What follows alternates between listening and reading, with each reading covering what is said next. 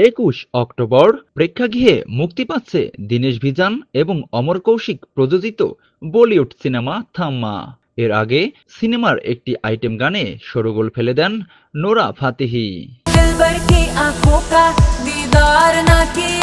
এবার অন্তর্জালে মুক্তি পেল ছবিটির আরেক আইটেম গান পয়জন বেবি শিরোনামের এই গানটিতে আইটেম কুইন মালাইকা অরোরা খানের সঙ্গে উদ্যম নাচে মাতাতে দেখা যাচ্ছে দক্ষিণী অভিনেত্রী রাশমিকা মন্দানাকে।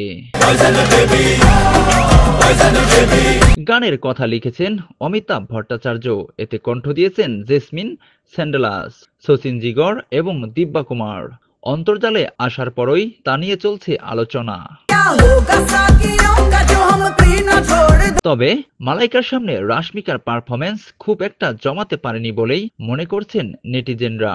গানটির প্রতিক্রিয়ায় একজন মন্তব্য করেছেন, রাশমিকা এবং মালাইকা অরোরার নাচ ফাটাফাটি, তবে মালাইকাই এগিয়ে রয়েছেন।